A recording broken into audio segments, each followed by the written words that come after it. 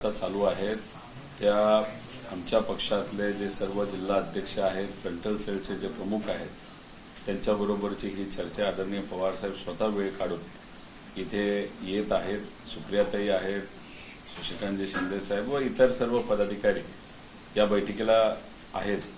या बैठका काही वेगळ्या नाहीत. नेहमी ज्या बैठका होत असतात तशाच प्रकारच्या या बैठका इथं घेतल्या जात आहेत आणि आमच्या पक्षामध्ये संवादाला महत्त्व दिलं जातं, चर्चेला महत्त्व दिलं जातं, लोकशाहीला महत्त्व दिलं जातं आणि त्या अनुषंगाने या सगळ्या बैठका इथं त्या पद्धतीने प्रथेप्रमाणे या सुरू आहेत आणि मग पुढच्या महिन्यापासून या सरकारच्या विरोधात कसं लढायचं, कुठला मुद्दा घेऊन लढायचं, कशा पद्धतीने आपल्याला रणनीती आखायची याबद्दलची पण काही प्रमाणात चर्चा त्या ठिकाणी या बैठकीत पदाधिकाऱ्यांबरोबर झालेली आहे. दादा, एक नाशिकमधून बातमी येते, सिंहस्थ कुंभ पर्व पुस्तिका जी येते काढण्यात आलेली आणि या पुस्तिकेवर मंत्री गिरीश महाजन यांचा पालकमंत्री म्हणून आणि सिंहस्थ कुंभ पर्व मंत्री म्हणून उल्लेख जो आहे तो करण्यात आलेला. आता पालकमंत्री पदाला तिला सुटलेला नाही, पण थेट पालकमंत्री म्हणून गिरीश भाऊंनी घोषणा. नाही, अघोषित पालकमंत्री हे गिरीश महाजनच आहेत आणि त्यांना का अघोषित पालकमंत्री तिथं केलंय, कारण तिथं 30-35 हजार कोटी रुपयाची कामं ही महाकुंभच्या नावाखाली सुरू आहेत. त्याच्यामध्ये 500 कोटी रुपयाचा भ्रष्टाचार कसा झाला हे तुम्हा सर्वांना माहिती आहे. महाजन साहेबांच्या जवळच्याच लोकांनी तिथं टेंडर हे मॅनेज केले, टेंडर घेतले आणि त्याच्यातून काही प्रमाणात आर्थिक लाभ सुद्धा झाला. महाजन साहेबांच्या आसपासच्या अनेक लोकांना आर्थिक लाभ तिथं झालेलं आहे, कारण का तिथं सगळी जी कामं महाकुंभच्या नावाखाली दिली जातात ते महाजनांनाच पूर्णपणे त्या ठिकाणी जबाबदारी आहे. आता याच्यात भुजबळ साहेब काय बोलतात हे आपल्या सगळ्यांना तिथं बघावं लागेल.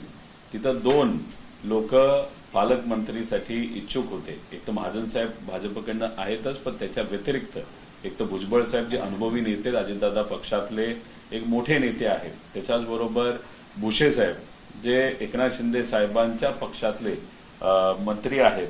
त्यामुळे या दोघांनी याच्यावर काय स्टेटमेंट केलंय हे आपण तिथं त्या ठिकाणी बघावं लागेल. पण एक सांगतो, अघोषित जे पालकमंत्री आहेत महाजन साहेब ज्यांनी महाकुंभची जबाबदारी घेतलेली आहे, त्या प्रत्येक टेंडरमध्ये खूप मोठ्या प्रमाणात भ्रष्टाचार झालेला आहे, कार्टलायझेशन झालेलं आहे. म्हणजे काही ठराविक कंपन्या एकत्रित येऊन हे टेंडर तू घे, ते टेंडर मी घेतो, देवाच्या नावावर कशा पद्धतीने पैसा खाल्ला जातो.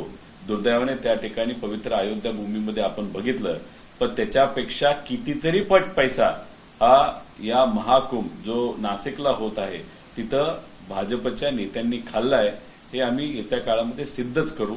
काही उत्तरं आम्हाला सरकारकडनं जी अपेक्षित आहेत त्यातली काही मिळाली, काही मिळाली नाही, सगळी माहिती घेऊन नक्कीच या विषयामध्ये आम्ही बोलणार आहोत. मुख्यमंत्री बोलतायत की जे टेंडर आहे ते टेंडर ओपन होतं, त्यामुळे कोणी भरावं याच्यावरती आम्ही लक्ष ठेवू शकत नाही. जर माहिती हवी कोणी टेंडर भरले ते आम्ही द्यायला तयार आहोत. काही मराठी उद्योजक आहेत त्यांनी देखील याच्यामध्ये टेंडर भरले आहे, त्यामुळे ते कुठेही वाद निर्माणाची शक्यता नाही असं मुख्यमंत्री बोलतात. मुख्यमंत्री साहेब असं बोलत असतील तर मुख्यमंत्री साहेबांना मी माझ्याकडनं जे सरकारला पत्र दिलेलं आहे ते पत्र सुद्धा मी काही वेळानंतर इथं प्रसिद्ध करतो. काही माहिती आम्हाला मिळालेली आहे, पण पूर्णपणे आम्हाला अजूनपर्यंत माहिती मिळालेली नाही. त्यामुळे मुख्यमंत्री साहेबांना विनंती करत आपण त्या अधिकाऱ्यांना सांगावं, पूर्णपणे माहिती आम्हाला त्या ठिकाणी देण्यात यावी आणि ती आल्यानंतर नक्कीच पुढच्या 15 दिवसामध्ये या बाबतीत दूध का दूध आणि पाणी का पाणी त्या ठिकाणी करू. आणि कामं कशी कोणाला दिली जातात याच्यावर बोलायचं झालं तर त्याच्यावर आपण व्हाईट पेपर सुद्धा काढू शकतो. मराठी जे सर्व सामान्य परिवारातले कॉन्ट्रॅक्टर आहेत त्यांचे 80-90 हजार कोटी अजून प्रलंबित आहेत. 18 तारखेला एक खूप मोठं आंदोलन त्यांच्या माध्यमातून मुंबईला तिथं घेतलं जाणार आहे, ज्याच्यासाठी मी स्वतः जाणार आहे, आमचे नेते तिथं जातीलच. आता मराठी कॉन्ट्रॅक्टर आंदोलन करतायत, मात्र गुजरातचे कॉन्ट्रॅक्टर, आंध्राचे कॉन्ट्रॅक्टर मोठ्या प्रमाणात या नेत्यांना मलिदा देत असल्यामुळे ते मजेत आहेत. विमानावर विमानं घेत चाललेली आहेत, हवेत त्या ठिकाणी जात चाललेले आहेत, पण मराठी कॉन्ट्रॅक्टर मात्र दुर्दैवाने त्या ठिकाणी अडचणीत आलेला आपण सगळ्यांनी बघितलेलं आहे. दादा, आता एफडीए कडनं जे सेलिब्रिटीज आहेत, मग अजय देवगण असतील किंवा शाहरुख खान असेल किंवा मग टायगर श्रॉफ, अशांना आता नोटीस बजावण्यात आलेली आहे. जी जाहिरात विमाल इलायची केसरीची केली जाते यावरनं आता त्यांना ही नोटीस बजावण्यात आलेली आहे. कसं पाहता या नोटीसकडे आपण? नाही, मग तसं जर असेल, नोटीस देण्याचा अधिकार त्यांना असेल आणि त्यांनी या सर्व कलाकारांना नोटीस दिली असेल, तर त्याच्यापेक्षा माझं एवढंच मत आहे की नोटीस तुम्ही डायरेक्ट त्या विमल कंपनीच्या मालकाला द्यायला काय हरकत आहे. बनवतात कोण? विमल. आणि मग विमल तिथं बनवत असेल, नाहीतर त्याचे जे कोणी मोठे व्यावसायिक आणि खूप मोठ्या प्रमाणात पैसे कमवणारे लोक असतील त्यांच्यावर नोटीस देण्यापेक्षा कलाकारांना तुम्ही नोटीस देत असाल, त्यातून तुमची अपेक्षा आहे का की कलाकारांनी तुमच्या ऑफिसमध्ये यावं, हिअरिंग करावं, आणि मग ह्या सगळ्या ज्या गोष्टी होणार असतील तर ते योग्य नाही. मालकावर डायरेक्ट कारवाई त्या ठिकाणी करायला काय हरकत नाही. त्याच्याचबरोबर विमल पान मसालावर एवढं सिरियस जर हे सरकार असेल, नाहीतर तुकारामजी मुंडे त्या ठिकाणी असतील, तर मला असं वाटतं की जो अँटी ड्रग्ज विभाग आहे होम डिपार्टमेंटच्या अंतर्गत, त्याचे प्रमुख तुकाराम मुंडे साहेबांना करायला काय हरकत नाही. कारण का ड्रग्जचं प्रमाण आपल्या महाराष्ट्रामध्ये इतकं वाढलेलं आहे, त्यात केमिकल ड्रग्ज आणि नॅचरल ड्रग्ज. मग तुकाराम मुंडे जर एवढं सिरियसली पान मसाल्याला घेत असतील, तर मला असं वाटतं ड्रग्जला पण चांगलं सिरियसली घेऊ शकतील.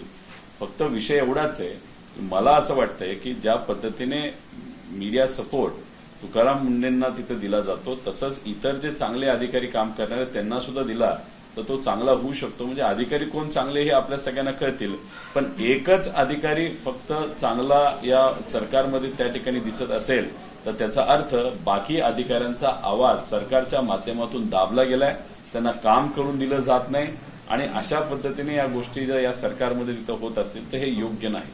राहुल गांधी पुण्यात येणार आहे येत्या 22 तारखेला.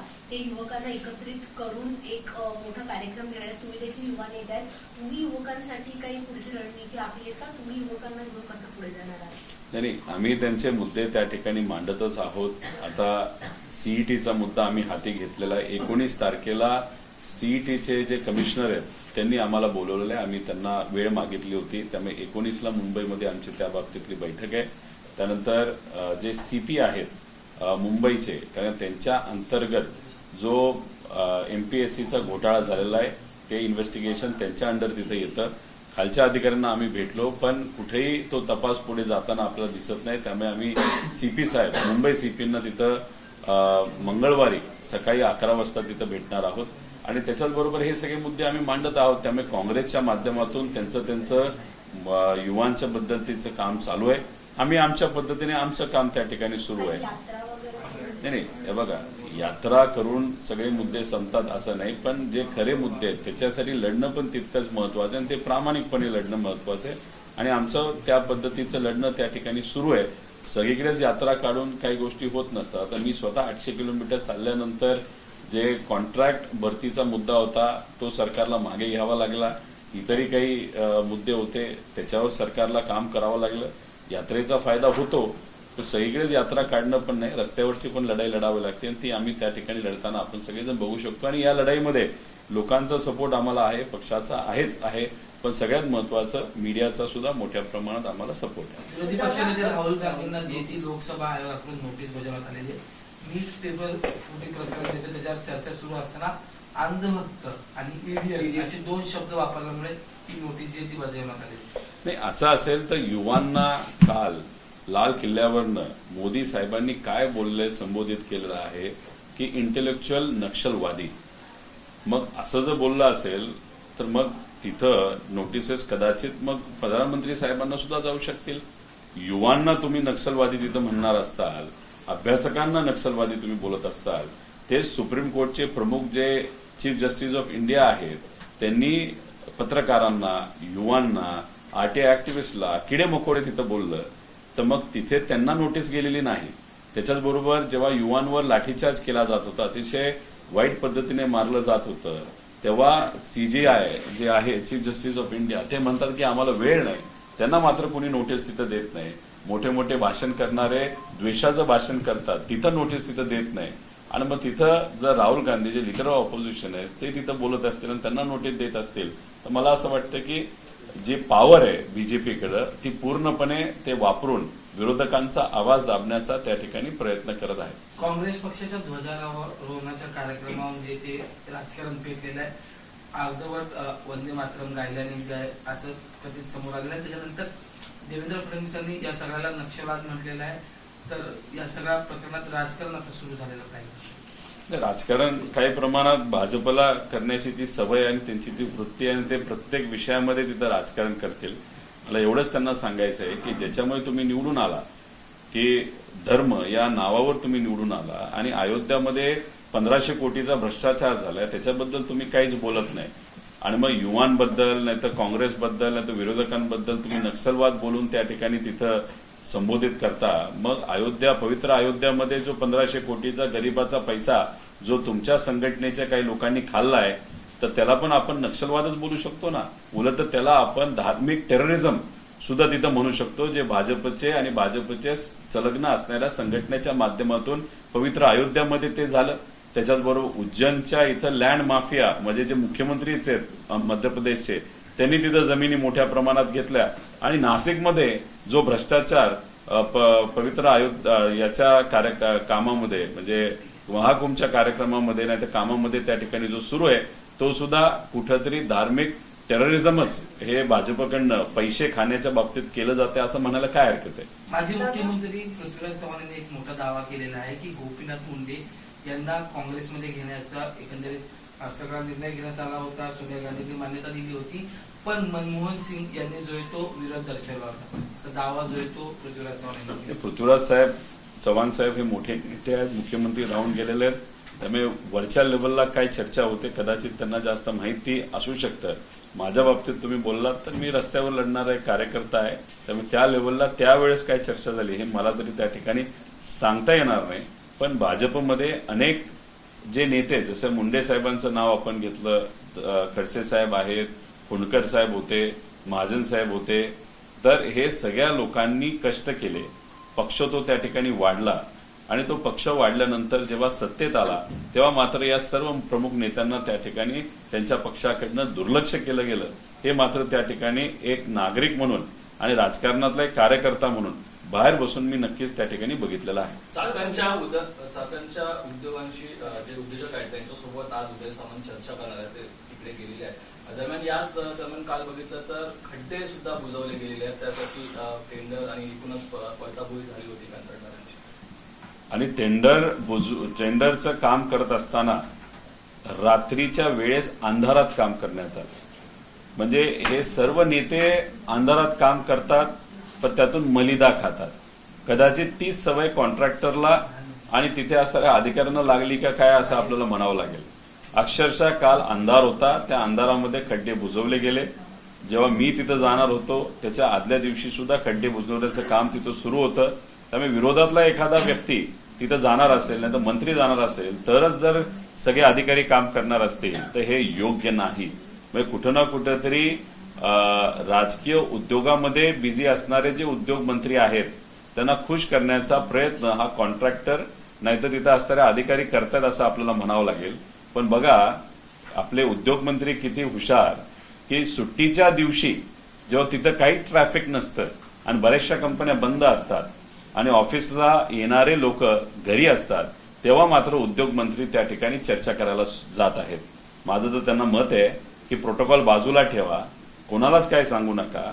वर्किंग डे दिवशी एक साध्या गाडीमध्ये म्हणजे एखाद्या मारुती गाडीमध्ये नाहीतर एखाद्या स्कॉर्पिओमध्ये तुम्ही बसा आणि कुठलाही प्रोटोकॉल न घेता पोलिसांना न सांगता एकदा प्रवास करून बघा. 22 किलोमीटरचा प्रवास पिंपरी चिंचवड ते चाकणला करायला लोकांना एका साईडला एका बाजूला 2.5 तास त्या ठिकाणी लागतात.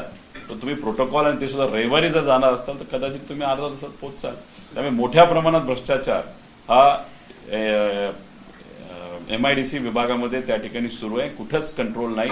एमआयडीसी मध्ये सुद्धा नाही आणि इंडस्ट्री विभागाच्या अंतर्गत ज्या कंपन्या एमआयडीसी मध्ये येत नाही ज्या एमआयडीसीच्या बाहेर आहेत त्याच्यावर सुद्धा दुर्दैवाने त्या ठिकाणी कुठंच सपोर्ट नाहीतर पाठिंबा हा सरकारकडनं त्या ठिकाणी दिला जात नाही. याच कार्यक्रमादरम्यान ठाकरेंच्या शिवसेनेचे जे नेते भास्कर जाधव हे आणि उदय सामंत यांची भेट झालेली आणि ते या कार्यक्रमाला एकत्र सुद्धा एकाच मंचावर पाहायला मिळाल. भास्कर जाधव हे नाराज असल्याच्या चर्चा होते याआधी आणि त्याच्यानंतर आता उदय सामंत आणि ते एका मंचावर असतील. कुठल्या कार्यक्रमाला? जो रस्ता बनवण्यात आला त्याचं नामांकनाचा कार्यक्रम कदाचित कोकणातला विषय तुम्ही त्या ठिकाणी सांगत असावा. कुठेही एखादं विकासाचं काम असेल तर तिथं सत्तेतल्या आमदारांना पण बोलवावं लागतं आणि तिथं असणाऱ्या विरोधातल्या आमदारांना सुद्धा बोलावं लागतं. आणि मग तिथं एखादं काम ज्याचा पाठपुरावा समजा भास्कर जाधव साहेबांनी केला असेल आणि मग तिथं प्रोटोकॉल प्रमाणे त्यांना सुद्धा बोलवलं असेल आणि एका व्यासपीठावर 2 जण आली तर मला असं वाटतं की त्यात काही हरकत नाही. कारण का राजकारणामध्ये काम करत असताना एखाद्या व्यक्तिगत कार्यक्रमाला, सामाजिक कार्यक्रमाला विरोधकांना आपण त्या ठिकाणी भेटत असतो, आम्हीही भेटतो. तर त्याचा अर्थ आम्ही त्यांच्या विचाराचे झालो नाही तर त्यांच्या विचाराला पाठिंबा देतो असं तरी त्या ठिकाणी होत नसतं. दादा, पुण्यामध्ये अशोक थोरात नंतर आता पुण्यातलं एक प्रकरण समोर आलंय. भोंदूबाबा प्रकरणामध्ये एका महिलेवरती अशोक प्रकार घडल्याचा समोर आलेला आहे. जरी गुन्हा दाखल झाला असला तरी काय या माध्यमातून पालकांना आव्हान करू शकतात? आमचं एकच म्हणणं आहे की स्वतःच्या क्षमतेवर त्या ठिकाणी विश्वास ठेवा. हे जे भोंदूबाबा लोक आहेत, जे पैशाच्या मागे त्या ठिकाणी लागतात, स्वतःचा आश्रम मोठं करून इथून तिथून पैसे विकत घेऊन, नेत्यांकडनं पैसे घेऊन, नाहीतर तिथं कुठेतरी जमिनीवर डील करत ते तुमच्या पैशाचा वापर करून स्वतःची प्रगती तिथं करत आहेत आणि त्याच्यातच सामान्य लोकांवर, महिलांवर तिथं अन्याय करताना आपण सगळेजण बघू शकतो. त्यामुळे कृपा करून अशा लोकांवर विश्वास तुम्ही तिथे ठेवू नका. राहिला प्रश्न सरकारचा, या सरकारच्या काळामध्ये अंधभक्ती मोठ्या प्रमाणात आहेच आणि हे जे ब्लॅक मॅजिक नाहीतर असे जे भोंदूबाबा आहेत त्यांचं प्रमाण सुद्धा मोठ्या प्रमाणात वाढताना आपण सगळेजण बघू शकतो. त्यामुळे कुठं ना कुठंतरी एक शक्ती अशी जी सत्तेत आहे, मुद्दामून लोकांना या विषयामध्ये अडकून ठेवून जे त्यांचे खरे विषय आहेत नाहीतर ज्याच्यासाठी ते एकत्रित येऊन सरकारच्या विरोधात लढू शकतात ते लढण्यापेक्षा भोंदूबाबाकडे जाऊन लोकांचा वेळ जावा असा कदाचित काही प्रमाणात सत्ताधाऱ्यांचा प्रयत्न असू शकतो. दादा, सुजय विखे पाटील यांनी एक महत्वाचं वक्तव्य केलेलं आहे. मेंदूचा डॉक्टर आहे, मात्र माझाच मेंदू राजकारणात आल्यानंतर खराब झाला असं त्यांनी म्हटलेलं आहे.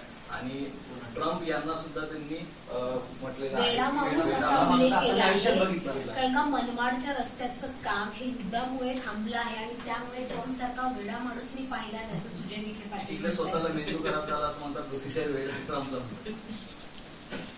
ते डॉक्टर आहेत, ते स्वतःच्या संस्थेमधून डॉक्टर झालेत असं आम्हाला त्या ठिकाणी कळलेलं आहे.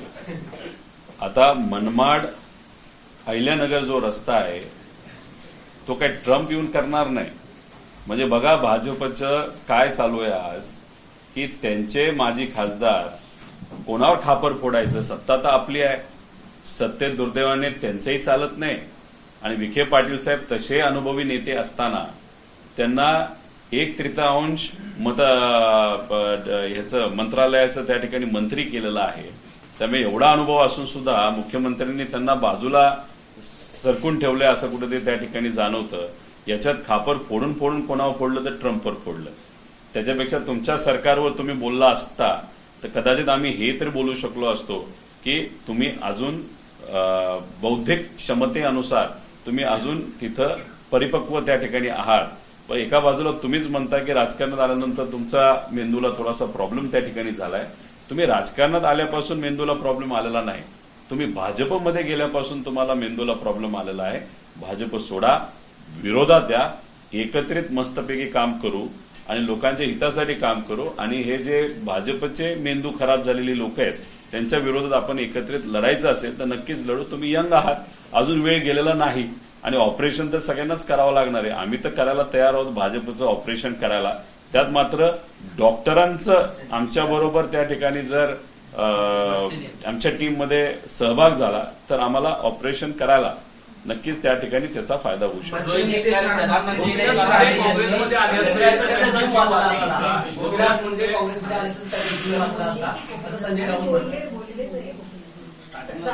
नाही, आता संजय राऊत साहेबांनी हे वक्तव्य त्या ठिकाणी केलं असेल तर मला खूप खोलात तिथं जाता येणार नाही. कारण का ऍक्सिडेंट झाला, काय झालं हे आपल्याला तरी तिथं सांगता येणार नाही. पण याच्यात एक मात्र सांगतो की गोपीनाथ मुंडे साहेब गेल्यामुळे महाराष्ट्राचं खूप मोठं नुकसान झालं, सामान्य लोकांचं मोठं नुकसान झालं. आता त्यांचा ऍक्सिडेंट कसा झाला, काय झाला, बाकी विषयामध्ये मला ज्ञान नसल्यामुळे खूप जास्त तिथं खोलात जाऊन बोलता येणार नाही. मंत्री नितेश राणे यांनी मुंब्र्याचं नाव मुंबादेवी करायची मागणी जी आहे ती केलेली आहे, सभेतून त्यांनी मागणी केलेली आहे. मला नितेश राणेंना एवढंच म्हणायचंय की ज्या विभागाचे तुम्ही मंत्री आहात त्या विभागामध्ये अनेक लोकांना अडचण, मच्छीमारांना पेट्रोल महागात घ्यावं लागतंय. त्याच्याबद्दल एखादा शब्द तिथं तुम्ही बोललात, नाहीतर जे काही रस्ते ज्याला वेळ लागत आहे ते रस्ते नीट करण्यासाठी, वेळेवर करण्यासाठी कोकणातले, त्यासाठी एखाद दोन शब्द तुम्ही वापरले तर कदाचित त्याचा उपयोग हा होऊ शकतो. पण होतं असं की टीव्हीवरनं अनेक दिवस गायब झाल्यानंतर एक असं एखादं वक्तव्य करतात की मग टीव्हीवर 5 मिनिटं येतात आणि 5 मिनिटातच ते इतके खुश होऊन जातात की महिनाभर गप्प बनवून जातात. आणि कदाचित ते स्वतः डोकं लावून तिथं बोलतात का वरून आदेश आला की मग ते स्टेटमेंट देतात, हेही तिथं सांगता येणार नाही.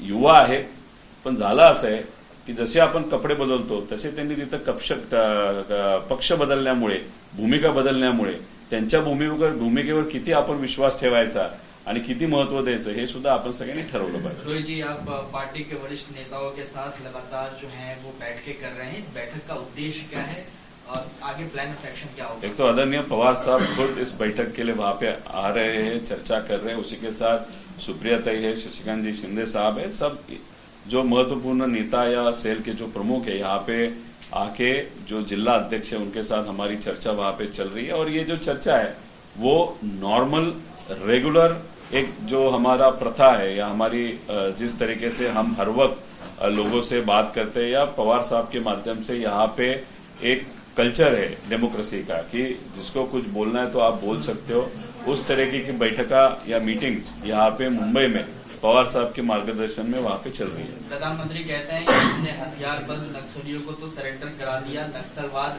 खत्म कर दिया, लेकिन दिमागी तौर पे जो नक्सल विचारधारा के लोग हैं आज भी हमें उनसे समझने की जरूरत है. देखो, नक्सलवाद जो खत्म हुआ उसका मेन रीजन अगर आप देखो तो एजुकेशन है, उसी के साथ महिला सबलीकरण है. और वो क्या लास्ट 5-6 साल में हुआ ऐसा नहीं, बहुत सालों से उस पर काम किया गया. उसी के साथ अगर महाराष्ट्र नक्सलवाद के बारे में आप कहोगे तो जो जमीन के जो ओनरशिप के पट्टे थे वो सरकार के माध्यम से, मतलब कांग्रेस और राष्ट्रवादी का सरकार था तब वहां पे दिए गए थे. उसी के साथ उनको जो वेल्स लगते थे या गवर्नमेंट के जो स्कीम्स उनके तरफ नहीं पहुंचते थे, ये सब वहां पे कांग्रेस राष्ट्रवादी के टाइम पे वहां पे पहुंचने लगे. उसके बाद बहुत सारे युवा जो नक्सलवाद की तरफ जा रहे थे वो वहां पे नहीं जा रहे अभी. और जो अभी जो भी लोग आके बोल रहे हैं अभी नक्सलवाद हम छोड़ रहे, वो मोस्टली 60, 65, 70 साल के वहां पे लोग हैं. इसीलिए ये जो क्रेडिट है वो सिर्फ इस सरकार को जाता है वैसे नहीं, लेकिन अनफॉर्चुनेटली ये जो सरकार में बैठे वाले लोग हैं वो अगर वहां पे बात करते वक्त वो ऐसा कह रहे कि बच्चों, मतलब जो भी व्यक्ति सरकार के खिलाफ बोलता है वो इंटेलेक्चुअल नक्सलवादी है, तो ये गलत बात है. ये जो बच्चे हैं खुद के हित के लिए, खुद के अड़चनियों के लिए अगर रास्ते पे आके सरकार के खिलाफ लड़ते हैं, तब अगर मोदी साहब अपने कार्यकर्ता को बोलते हैं कि उन लोगों को जो सरकार के खिलाफ बात कर रहे हैं उनको आप इंटेलेक्चुअल नक्सलवाद बोलो, तो ये गलत बात है. एफडीए की तरफ से शो कॉज नोटिस जो है वो जारी किया गया है शाहरुख को, अजय देवगन को और टाइगर श्रॉफ को, क्या कहेंगे? नहीं, मैं तो इतना ही कहूंगा कि ये जो कलाकार है उनके ऊपर कार्रवाई करने के बजाय जो विमल नाम की पान मसाला की कंपनी, उनके मालिक के ऊपर आप कार्रवाई करो. और उसी के साथ महाराष्ट्र में ड्रग्स का जो विषय है या ड्रग्स का जो सप्लाई इतना बढ़ गया है, उससे अच्छा होम डिपार्टमेंट में तुकाराम जी मुंडे को वहां पे भेज दो, ड्रग्स विभाग का प्रमुख बना दो, तो ये पान मसाला छोड़ो, ड्रग्स पे वो कार्रवाई करना चालू कर देगी. उससे युवाओं का ज्यादा फायदा होगा. रोहित जी, वंदे मातरम को लेकर बड़ा कंट्रोवर्सी हुआ. कल सोनिया गांधी पे आरोप लगाया गया कि उन्होंने बीच में वंदे मातरम को रोकने की कोशिश की. कांग्रेस मुख्यालय में पूरा वंदे मातरम नहीं गाया गया, क्या कहना है? नहीं, इस पे अभी भाजपा का जो राजनीति कर रही है उसके ऊपर कांग्रेस ने वहां पे उत्तर दिया, तो उस पे मैं ज्यादा बात करके क्या करूंगा. और ये पृथ्वीराज चौहान ने ये कहा कि गोपीनाथ मुंडे को जो है कांग्रेस में लाने की कोशिश बड़ी जोर शोर से की जा रही थी और उनको आना चाह रहे थे कांग्रेस. पृथ्वीराज जी चौहान एक एक्स सीएम है, बहुत बड़े नेता है. जो चर्चा ऊपर तक हुई होगी उनको मालूम होगी, मुझे तो नहीं मालूम. लेकिन एक बताता हूं कि जो मुंडे साहब थे, मतलब गोपीनाथ जी मुंडे साहब, वो बहुत बड़े नेता थे और लोगों के हित में उन्होंने बहुत अच्छा काम किया. उसी के साथ भाजपा को बढ़ाने के लिए उनका कंट्रीब्यूशन बहुत बड़ा था. फुंडकर साहब का था, उसके खड़से साहब का था, महाजन साहब का था. लेकिन भाजपा के नेताओं ने 2014 के बाद सत्ता में आने के बाद इन सब नेताओं के ऊपर वहां पे नेग्लिजेंस किया या उनको इम्पोर्टेंस कम देते हुए नए लोगों को वहां पे लाया गया, तो इसीलिए वो जो अन्याय भाजपा ने उनके ऊपर किया था उसके बारे में डेफिनेटली मुझे मालूम है। नीतीश राणे कहते हैं कि हमारी सरकार ने इस्लामपुर का नाम ईश्वरपुर किया और अब इसी तरीके से हम मुमड़ा का नाम जो है वो मुमड़ा देवी करेंगे। मैं उनको इतना ही कहूंगा कि जो उत्तर प्रदेश में पवित्र अयोध्या में जो 1500 करोड़ का भ्रष्टाचार हुआ है उसके बारे में आपने एक शब्द भी नहीं बोला, और जिस मंत्रालय के आप मंत्री हो उस मंत्रालय में जो मच्छी मार है उनको जो पेट्रोल एक्सपेंसिव लेना पड़ रहा है उसके बारे में थोड़ा तो बात कर लो। लेकिन उसका क्या है कि वो एक युवा है, वो खुद वो बात करते हैं या ऊपर से उनको कहा जाता है वो तो मैं नहीं बता सकता, लेकिन कभी कभार 5 मिनट टीवी पे आने के लिए ऐसे कुछ स्टेटमेंट वो दे देते हैं। और अगर आपको देखना है तो जैसे हम कपड़े बदलते हैं वैसे उन्होंने भूमिका और पार्टी भी वहां पे बदली है। उनको मैं इतना ही कहूंगा, आपके मंत्रालय के माध्यम से जो मच्छी मार है या कोकण का जो विकास है वो अच्छे तरीके से कैसे हो वो देखने की जरूरत है। अगर आपको बोलना ही है तो पवित्र अयोध्या में जो 1500 करोड़ का भ्रष्टाचार हुआ, उज्जैन में जो भ्रष्टाचार हुआ और अभी नासिक में जो महाकुंभ में भ्रष्टाचार चल रहा है उसके बारे में आप कुछ कहना चाहते हो तो आप कह सकते हो, या लोग चाहते हैं कि आप वहां पे कहना चाहिए। अगर सरकार के खिलाफ जाने का आप में दम है तो वो आप कोशिश कीजिएगा। दादा, लोकशाहीसाठी एक प्रश्न, जुहू चौपाटीवरचा आज 35 दिवस झाले कचरा तसाच आहे. अगदी नारायण राणेंच्या बंगल्याच्या पाठी टनभर कचरा आहे. जी सिस्टम कामाला लागली पाहिजे ती आजही लागत नाहीये. का या फेल्युअर, सरकारचं फेलियर कुठे आहे नेमकं? नाही, सरकारचं महानगरपालिकेचं ते फेल्युअर आहे. पैसा फक्त काढला जातो, काम त्या ठिकाणी केलं जात नाही. मला असं वाटतं जर राणे साहेबांच्या घराच्या मागेच कचरा एवढा मोठ्या प्रमाणात असेल तर मग बाकीकडे काय परिस्थिती असेल हे तुम्ही तिथं समजून घ्या. आणि त्याच्याचबरोबर मला असं वाटतं की तसेही अंधभक्त जे आहेत त्यांना आता काय काम राहिलेलं नाही, कारण लोक आता रस्त्यावर या सरकारच्या विरोधात आहे. त्या अंधभक्तांना सांगा कचरा उचलायला. भ्रष्टाचार तर तुम्ही करताच आहे, भाजपचे नेते पैसे खातातच आहेत. आता त्याच्यात अंधभक्तांना मग काय काम नसेल तर मग कचरा उचलायला लावा. मग त्यांना सांगा की क्लीन चौपाटी याच्या नावाखाली त्यांनी काम केलं आणि या नेत्यांच्या घरासमोरचा कचरा त्या ठिकाणी साफ झाला. 8 नगरसेवक आहेत भाजपचे. अमित साटम देखील भाजपमध्ये, मग का जोर लावत नाहीये, काय वाटतं? बिझी असतील अंधारात काम करायला, भ्रष्टाचार करायला. महानगरपालिकेच्या माध्यमातून खूप मोठ्या प्रमाणात भ्रष्टाचार चाललाय. हे पावसाळ्यामध्ये जे काही पूर्व पावसाळी जे काही तयारी करावी लागते ती फक्त कागदावर पैसा तिथं खर्च केला गेला, पण खरं काम कुठं झालं नाही. आणि याच्यात जे भाजपचे मुंबईचे प्रमुख आहेत साटम भाऊ, ते जर आपण बघितलं तर ते काय चेष्टा करण्यामध्ये बिझी आहे की एखादा गरीब मेला, एखादा युवा झाड पडून मेला तर त्याच्यावर तिथं चेष्टा करायला त्यांना टाइम आहे. पण खऱ्या अर्थाने तुमची सत्ता या महानगरपालिकेमध्ये, पण ही महानगरपालिका लोकांच्या हिताचं काम करते का नाही हे बघण्यासाठी मात्र साटम साहेबांकडे त्या ठिकाणी वेळ नाही असं वाटतं.